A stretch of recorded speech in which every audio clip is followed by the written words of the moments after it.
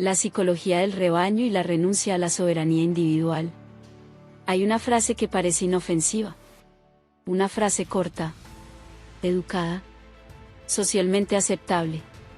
Una frase que se pronuncia antes de una cirugía, después de un examen, al iniciar un negocio, al despedirse de alguien que ama. Si Dios lo permite. 5 palabras. 5 palabras con la elegancia de una rendición. Porque lo que esa frase hace, sin ruido, sin violencia, sin sangre, es algo extraordinario. Traslada la autoría de tu vida a una instancia invisible. No es una blasfemia. Es peor. Es una renuncia voluntaria. Cuando alguien dice, si Dios lo permite, ¿no está hablando de Dios? Está confesando algo mucho más íntimo. Que no se siente autorizado a decidir. Silencio. Ese silencio incómodo que no se escucha en los templos ni en los discursos políticos. Ese silencio donde la pregunta aparece sola. ¿En qué momento aceptamos que nuestra voluntad necesitaba permiso? Porque nadie te obliga a decirlo. No hay una ley. No hay un castigo inmediato. Lo dices tú. Con una sonrisa. Con humildad. Con buena educación. Y ahí está la trampa estética del rebaño. La obediencia ya no necesita látigo cuando se disfraza de virtud. A los 10 segundos de este video, alguien debería decirte algo importante, así que lo diré ahora, sin música épica ni voz de comercial barato. Este canal existe para incomodar ideas heredadas, no para darte nuevas jaulas con mejor iluminación. Si algo de lo que escuchas aquí te molesta, perfecto. Si te da paz inmediata, sospecha. Y ahora sí, sigamos. La frase, si Dios lo permite, es solo el síntoma. El verdadero problema es el lenguaje. El lenguaje religioso, y su primo elegante, el lenguaje político, no solo describe el mundo, lo administra. Decide quién manda, quién espera, quién agradece y quién debe sentirse culpable por querer más. Nietzsche lo vio con una claridad casi obscena. La moral dominante no nace de los fuertes, sino del resentimiento de los débiles organizados. No del individuo creador, sino del rebaño que necesita reglas para sobrevivir sin coraje. Y el rebaño tiene un talento especial, convertir la renuncia en mérito. El siervo ideal no dice, yo logré esto. Dice, gracias. Gracias a algo que no se ve.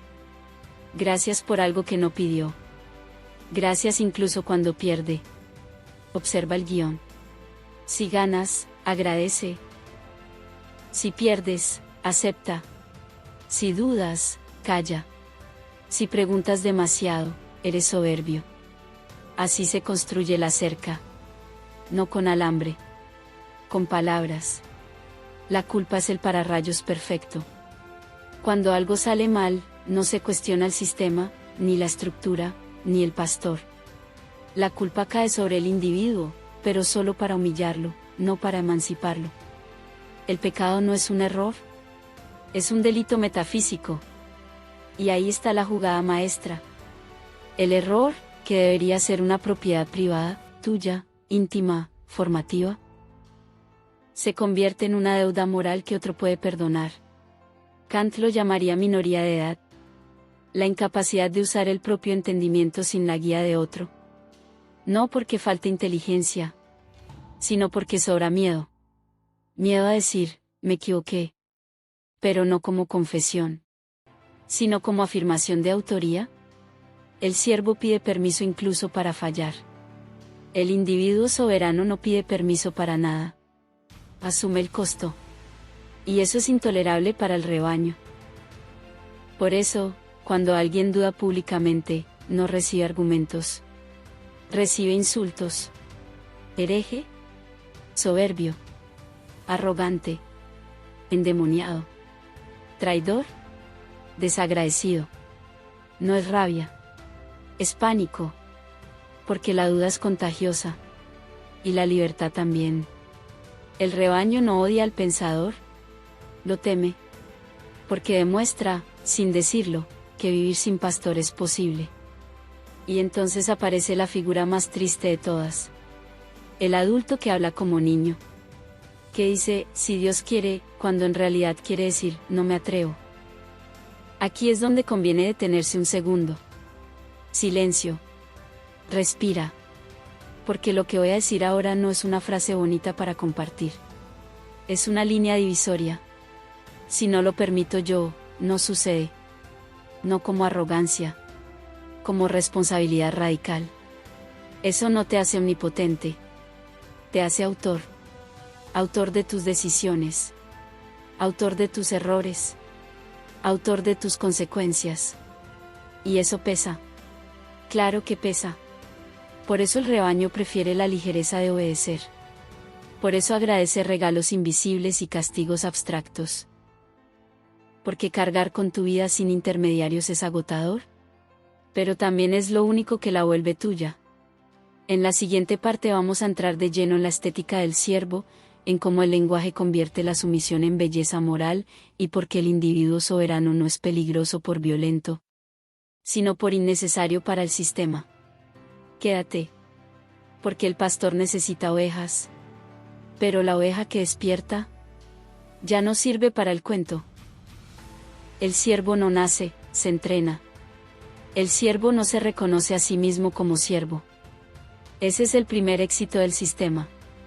Se ve como humilde, obediente, agradecido, temeroso de Dios, respetuoso de la autoridad. Palabras suaves, casi poéticas. Palabras que no suenan a cadenas porque las cadenas no hacen ruido cuando están hechas de lenguaje. El siervo aprende temprano una coreografía mental muy precisa. Pedir permiso antes de desear. Agradecer antes de comprender. Callar antes de pensar. Y lo hace convencido de que eso es madurez. Aquí Kant se revuelve en su tumba, con elegancia prusiana, pero se revuelve, porque la famosa mayoría de edad no tiene nada que ver con cumplir años, sino con atreverse a pensar sin tutor. El problema es que el tutor nunca se presenta como carcelero. Se presenta como protector. El pastor no grita. El pastor cuida. Y cuidar es una palabra peligrosísima cuando se usa para justificar la obediencia. Mira la escena completa. Un rebaño tranquilo, una cerca bien delimitada, un pastor vigilante y, por supuesto, lobos imaginarios en el exterior. El mensaje es claro, fuera hay peligro, dentro hay sentido. Nadie pregunta quién construyó la cerca. Nadie pregunta por qué el campo siempre es el mismo. Nadie pregunta si el pastor también se beneficia. Porque preguntar es el primer acto de deslealtad.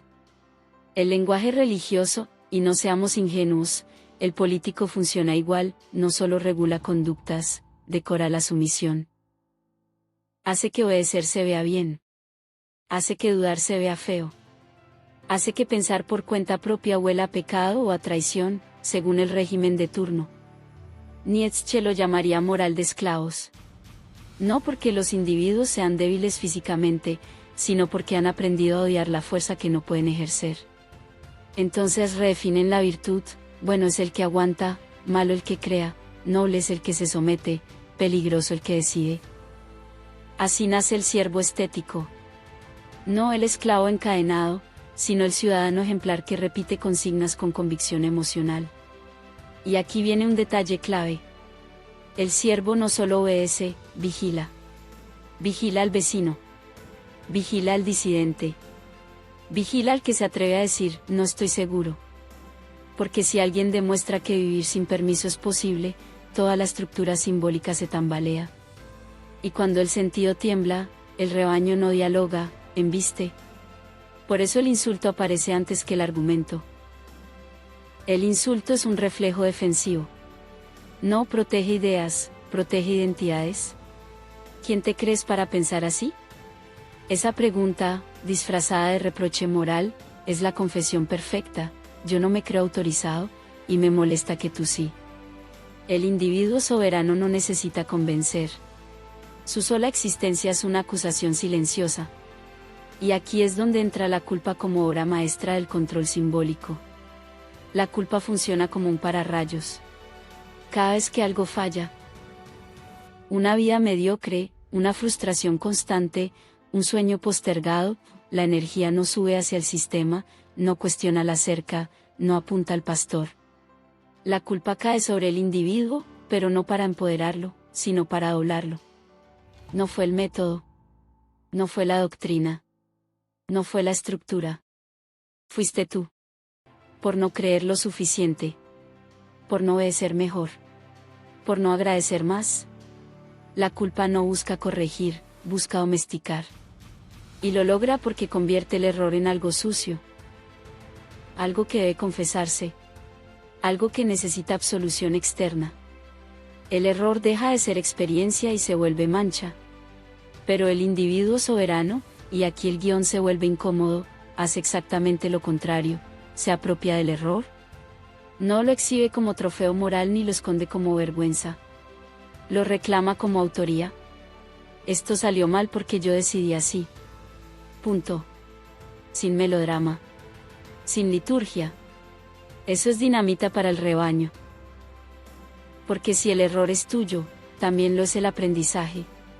Y si el aprendizaje es tuyo, la autoridad externa empieza a sobrar. Aquí conviene otra pausa. Silencio.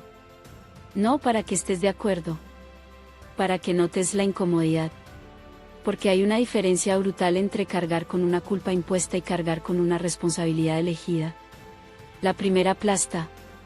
La segunda estructura. El sistema te ofrece alivio inmediato, perdón, absolución, excusas metafísicas. El precio es alto, pero está oculto. Renuncias a la soberanía. El individuo soberano paga otro precio, ansiedad, incertidumbre, soledad inicial.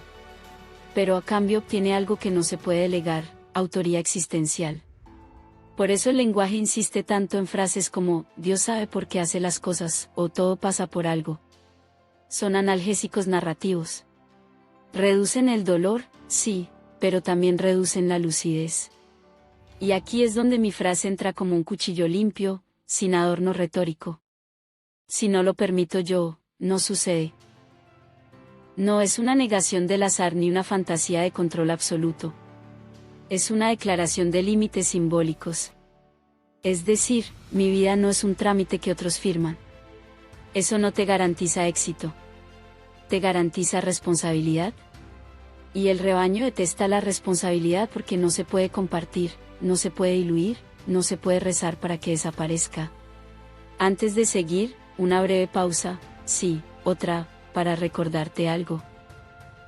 Si este contenido te sirve para pensar mejor, no para sentirte superior, este canal vive de eso.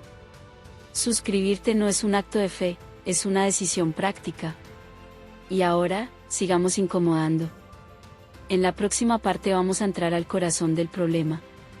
¿Qué pasa cuando el individuo deja de ser un canal de deseos ajenos? ¿Porque el sistema necesita adultos infantilizados? Y como el miedo a la libertad se disfraza de amor al orden. Ahí es donde muchos se bajan. Y ahí es exactamente donde empieza lo interesante. Respira. No pidas permiso. Cuando el individuo deja de ser útil. Hay un momento preciso, no es ruidoso, no es épico, en el que el individuo deja de ser funcional para el sistema. No cuando se vuelve violento, no cuando grita consignas opuestas, no cuando se convierte en enemigo declarado. Eso sería cómodo. Eso se puede reprimir. El problema aparece cuando ya no es necesario. Cuando deja de pedir permiso. Cuando deja de necesitar justificaciones trascendentes. Cuando deja de explicar cada decisión como si debiera una disculpa anticipada al mundo. Ese individuo no ataca la cerca. Simplemente camina como si no existiera. Y eso es imperdonable. El sistema, religioso, político, cultural, no teme al rebelde clásico. El rebelde aún cree en el juego, solo quiere cambiar las reglas. El individuo soberano es otra cosa, no discute la narrativa, la vuelve irrelevante. Ahí es donde aparece el castigo social más efectivo, la descalificación moral. No tiene valores. ¿Se cree superior? Está perdido. Eso termina mal. No son advertencias. Son conjuros. Conjuros diseñados para devolver al disidente al redil mediante el miedo. Porque el miedo no a la muerte, sino a la exclusión, es el verdadero cemento del rebaño. Nietzsche lo entendió con una lucidez brutal: la moral dominante no castiga al que hace daño, castiga al que no necesita la moral para vivir, al que actúa desde sí mismo y no desde un manual simbólico heredado. Por eso el individuo soberano incomoda incluso cuando es ético, incluso cuando es responsable, incluso cuando es coherente, porque su coherencia no viene avalada por una autoridad externa. No obedece porque así se debe. Obedece solo a lo que asume como propio. Y eso rompe el hechizo. Aquí entra una imagen clave: el canal. El sistema necesita canales humanos. Personas que no generan deseos, sino que transmiten deseos ajenos. Que repiten lo que hay que querer, lo que hay que temer, lo que hay que agradecer. El lenguaje religioso lo hace con promesas y culpas. El lenguaje político lo hace con consignas y enemigos. El mecanismo es idéntico: convertirte en medio, no en fuente. Cuando alguien deja de funcionar como canal, se vuelve opaco. Y lo opaco asusta. Porque ya no refleja el mensaje. Lo interrumpe. Aquí conviene una pausa más larga. Silencio. Observa tu propia biografía con honestidad brutal. ¿Cuántas decisiones fueron realmente tuyas? ¿Y cuántas vinieron con bendición incluida? Elegir carrera. Elegir pareja. Elegir qué callar. Elegir qué desear. No hubo una orden explícita. Hubo algo más sofisticado: expectativa moral. El sistema no te dice, haz esto. Te dice, la gente correcta hace esto.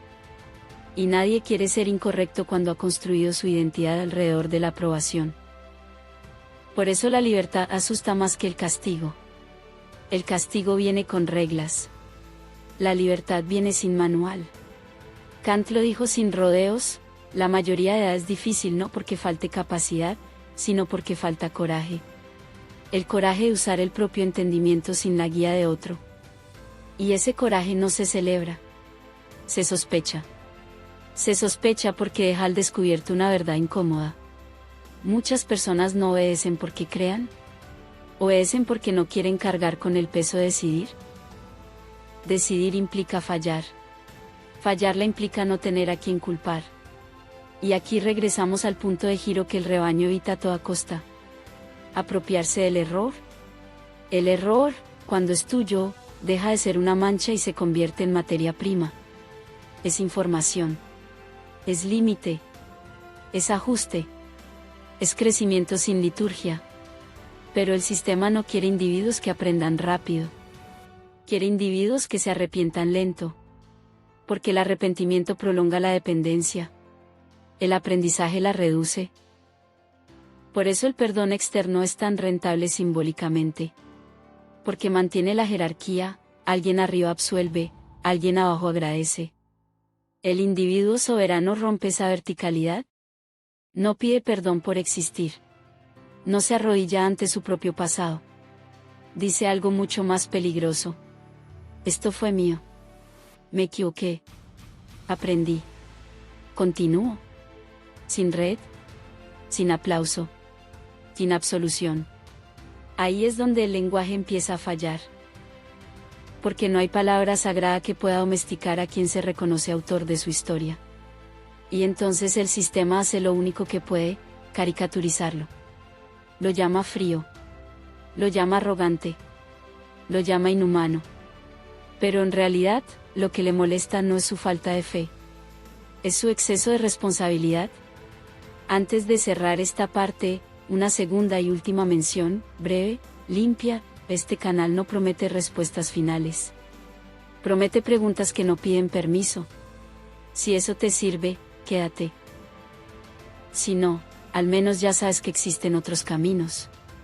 En la próxima parte vamos a mirar de frente la figura más temida por cualquier estructura de poder. El adulto que no necesita ser guiado. El individuo que no delega su conciencia. Y el precio real, no romántico, de vivir sin pastor.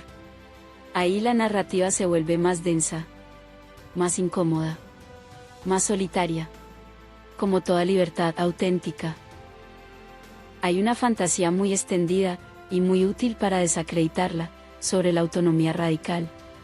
Se la pinta como euforia permanente, como una especie de superioridad moral con aroma a montaña y aire puro. Nada más falso. Nada más infantil. La vida sin pastor no es luminosa. Es clara. Y la claridad no consuela. Cuando el individuo deja de delegar su conciencia, pierde algo que el rebaño valora muchísimo: coartadas.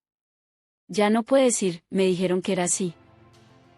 Ya no puede esconderse detrás de tradiciones, mandatos, voluntades superiores o causas nobles prefabricadas. Todo lo que hace, le pertenece.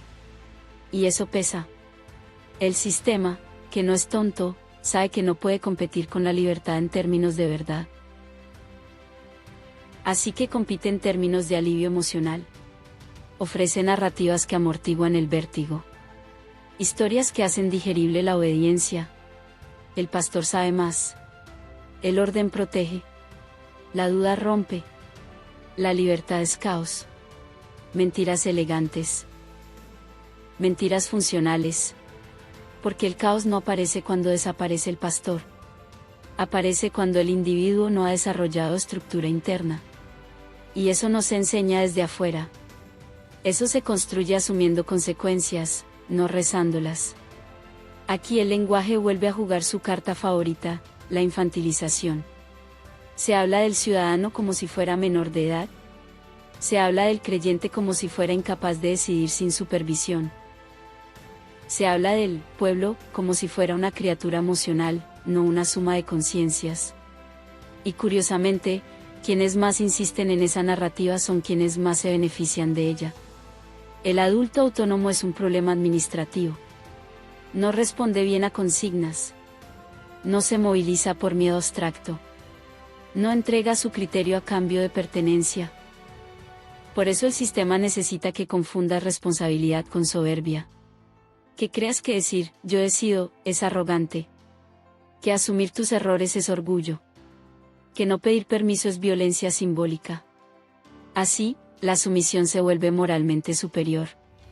Nietzsche vuelve a aparecer, incómodo, sin pedir disculpas. Cuando la debilidad se convierte en virtud, la fuerza pasa a ser sospechosa. No la fuerza física, sino la fuerza de carácter. La capacidad de sostener una decisión incluso cuando no hay aplauso. El individuo soberano no es el que siempre acierta. Es el que no se excusa metafísicamente cuando falla. Y aquí aparece una escena que el rebaño detesta. Alguien que se equivoca. Y no se arrastra. No se autoflagela. No dramatiza. No pide absolución pública. Simplemente corrige. Eso desarma todo el teatro moral. Porque el teatro necesita culpa visible. Necesita penitencia. ¿Necesita que el error sea un espectáculo aleccionador? Cuando el error se vuelve silencioso, privado, productivo, el mensaje se rompe. Aquí volvemos a tu idea central, que no es consigna, es frontera. Si no lo permito yo, no sucede. No como grito de guerra. Como principio operativo. Eso significa algo brutalmente simple. No hay instancia superior a la que reclamarle tu vida. No hay despacho divino ni comité histórico que te deba explicaciones. Lo que ocurre, ocurre. Y lo que haces con eso te define. El rebaño llama a esto dureza. El sistema lo llama peligro. La filosofía lo llama adultez. Y sí, hay un costo emocional. La soledad aumenta al principio. No porque pierdas gente, sino porque pierdes afinidades automáticas. Ya no conectas desde el dogma compartido, sino desde la lucidez. Y la lucidez no es masiva. Pero ocurre algo interesante, desaparece el ruido interno. Esa voz que repite mandatos ajenos empieza a callar. No de golpe. No mágicamente. Poco a poco. Y en ese silencio aparece algo raro, casi olvidado. Criterio propio. No infalible. No puro. Pero tuyo. El sistema intenta llenar ese silencio rápido. Con eslogans, con miedo, con urgencia. La urgencia es clave. Un individuo con tiempo para pensar es un individuo difícil de gobernar. Por eso todo es ahora. Por eso todo es o estás con nosotros o contra nosotros. Por eso pensar despacio es sospechoso. Aquí va otra pausa. Silencio. Pregúntate algo incómodo. ¿Qué parte de tu vida funciona todavía en piloto automático? ¿Porque detenerte a decidir sería demasiado pesado? No respondas. Obsérvalo. Antes de cerrar esta parte, una aclaración necesaria: la autonomía no te convierte en héroe. Te convierte en responsable sin testigos. Y eso no vende. No inspira multitudes. No sirve para banderas. Sirve para una cosa mucho más modesta y mucho más rara. Vivir sin mentirte. En la próxima parte vamos a entrar al núcleo emocional del rebaño. Porque la mayoría defiende sistemas que la empequeñecen. Porque la libertad ajena genera odio. Y como el miedo a la intemperie se disfraza de amor al orden. Ahí se rompe definitivamente la ilusión. Respira. No mires atrás buscando aprobación. Porque el rebaño odia la libertad ajena. El rebaño no se enfurece porque alguien sea libre. Eso sería demasiado abstracto. El rebaño se enfurece porque la libertad ajena lo delata. Cada vez que alguien vive sin pedir permiso, sin justificar cada paso con una bendición superior, sin escudarse en un así se hace, ocurre algo devastador, queda expuesta la posibilidad de que nadie obligaba a obedecer. Y eso es insoportable. Porque si nadie obligaba, entonces alguien eligió. Y si alguien eligió obedecer, entonces la obediencia deja de ser destino y pasa a ser decisión. Ahí nace el odio. No es un odio visceral. Es más frío, más moralizado, más correcto. Se presenta como preocupación, como advertencia, como indignación ética. Pero en el fondo es una reacción de defensa. La libertad del otro amenaza la narrativa que justifica mi renuncia. Por eso el rebaño no discute la idea. Ataca a la persona. Algo le pasó. Está resentido. Quiere llamar la atención. Eso no termina bien. El mensaje real es otro: si tú puedes vivir sin pastor, entonces yo podría haberlo hecho también, y no lo hice. Y esa conciencia es venenosa. Nietzsche escribió esto con una precisión quirúrgica: el resentimiento no es simple envidia, es la inversión moral del fracaso. En lugar de decir, no pude, el rebaño dice, no quise porque eso es malo. Así transforma la impotencia en virtud. El individuo soberano rompe esa alquimia. No acusa. No se burla. No intenta salvar a nadie. Simplemente vive. Y vivir sin permiso es un espejo que no perdona. Aquí el lenguaje vuelve a cumplir su función represiva. Se habla de libertad como si fuera irresponsabilidad, de autonomía como si fuera egoísmo, de criterio propio como si fuera arrogancia. Las palabras se retuercen para que la renuncia suene noble y la decisión suene peligrosa. Pensar solo es soberbia. Creerse capaz es orgullo. No necesitas entender, solo confiar. Frases pequeñas. Efectos enormes. El arquitecto y la intemperie. No hay ceremonia para esto. No hay diploma. No hay testigos que certifiquen el momento exacto en que alguien deja de ser rebaño y empieza a ser autor. Sucede en silencio. Sucede cuando una persona deja de explicarse y empieza a hacerse cargo. Cuando ya no pregunta qué debería hacer, sino qué estoy dispuesto a asumir. Ahí nace el arquitecto. El arquitecto de su existencia no controla el clima, no elimina el azar, no garantiza finales felices. Eso es propaganda. Lo único que hace, y es suficiente, es no mentirse sobre quien decide.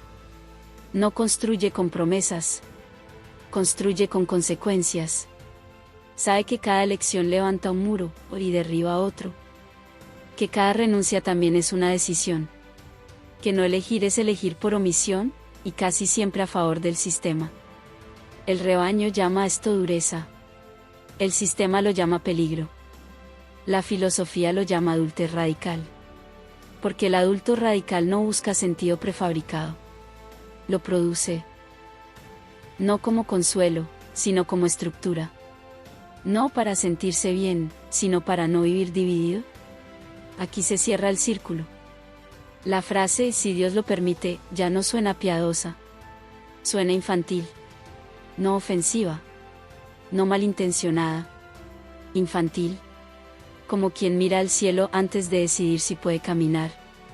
El individuo soberano no insulta esa frase. Simplemente no la necesita.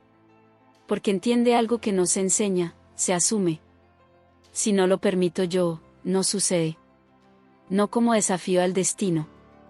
Como frontera interior. Eso significa que ya no entregas tu vida como expediente a fuerzas abstractas. Que no te escondes detrás del azar, la voluntad divina, la historia o el sistema para explicar tu mediocridad ni tu grandeza. Lo que haces, te pertenece. Lo que no haces, también. Y eso, aunque nadie lo diga, es el verdadero tesoro. No la fe. No la esperanza. No la obediencia. La responsabilidad. No como peso, sino como ancla. Como aquello que te mantiene en pie cuando no hay relato que te sostenga.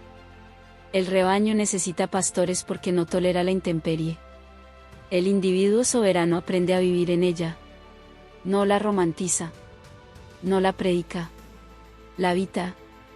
Y aquí va la advertencia final, sin dramatismo. Una vez que asumes esto, no hay vuelta atrás cómoda. Puedes fingir.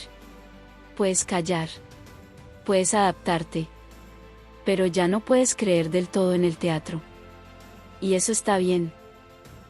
No necesitas convencer a nadie. No necesitas anunciar tu salida. No necesitas crear una nueva tribu de despiertos. Solo necesitas una cosa, no volver a delegar lo que ya sabes que es tuyo. Si alguien te pregunta en qué crees, no respondas con etiquetas.